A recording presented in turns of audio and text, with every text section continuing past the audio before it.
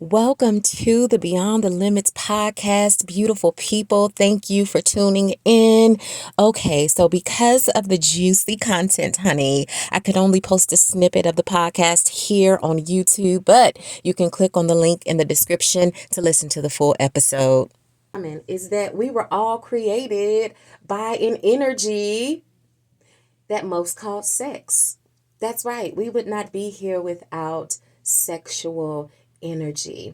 And so the more that I began to really let that sit in my psyche, the more I began to ask, if we were all created by this dynamic, powerful energy called sex, then why are so many of us led to believe that it's bad? Because I grew up hearing and believing for a long time that to talk about sex was bad, to have sex was bad, to especially speak publicly about sex, it just wasn't ladylike, right? So I learned how to repress sexual energy because I just thought that it was something that was inappropriate.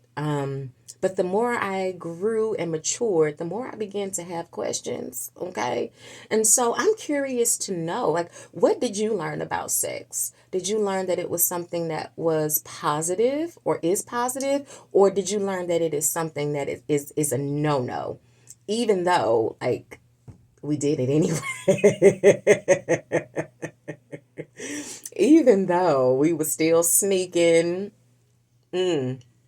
Don't pretend like you didn't sneak somebody in your window or in your door when your parents weren't around, because we all did it, okay? True story. I almost got caught not having sex, but I snuck one of my boyfriends in, y'all, when I was in high school. And oh my gosh, my mom, she was such an intuitive person. So there was nothing that I could hide from her, right? But I snuck this boy in, my boyfriend at the time. And my mom came home. And I was like, what is she doing home? She was supposed to be out with her friends. So my mom came in the door, came in the bedroom, of course, to see what I was doing. And I was trying to, be cool, calm, and collected. Parents can smell when you are BSing. They just know. So she started looking around the room, and I was like, oh my God. And she found my boyfriend on the side of the bed. He was hiding on the side of my bed, y'all. He ran up out of that house so fast. But I thought that I was going to be in huge trouble, okay? But it was actually a powerful moment for me and my mom. And here's why. She told me that she talked to some of her girlfriends about the situation.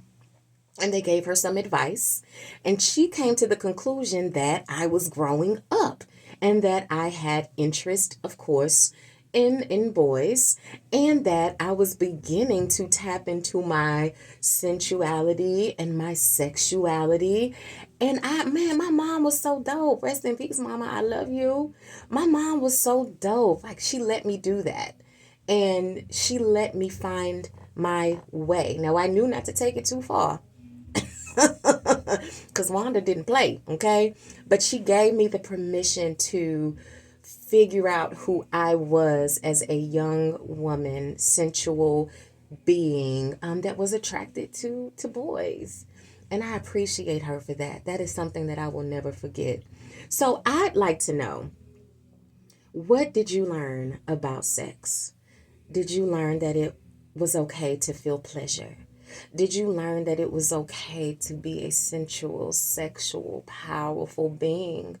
Did you learn that you had to turn that energy off when you walked into certain places and spaces? What did you learn about sensuality and sexuality? This podcast is all about demystifying and decolonizing the myths that have been created about sexuality. And here is why I wanted to do this today.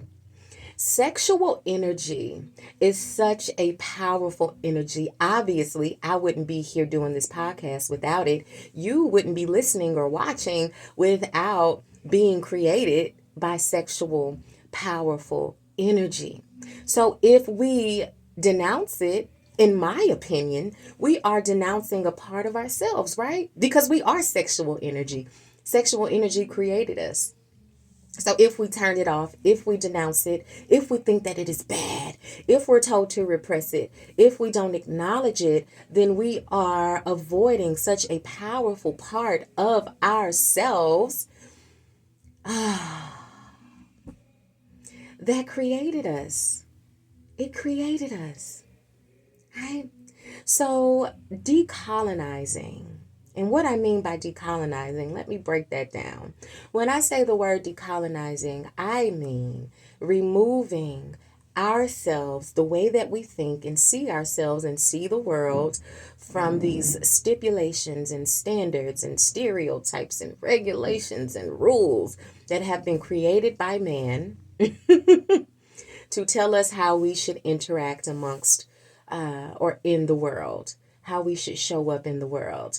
And I think it's so important to decolonize the way that we think, not only when it comes to sex, but when it comes to different facets of our lives: sex, relationships, education, money, work, whatever. It's so important to decolonize, to break down the thought processes so that we can get to the root of where they come from. Child. So that we can get to the root of where the thoughts come from. Because we think thoughts, many, many, many, many, many thoughts daily, right? But where do these thoughts come from? What are the origins of the thoughts that we think? And if we do not stop to ask ourselves that question, we will, on repeat, it's programming, we will be thinking thoughts that aren't even ours. I think a lot of the times when people are dealing with depression and anxiety, just my thoughts, when people are dealing with depression and anxiety, I think it's because sometimes they intuitively want to break away from programming, a cycle, a pattern that they have been taught or led to believe in, but that no longer serves or works for them. Whoo, child. Right? And so I think it's so important to have safe spaces like this so that we know when we are removing ourselves from certain patterns, habits, cycles, programming, that it is okay to just have space there so that we can figure out which way we want to move and maneuver. Okay?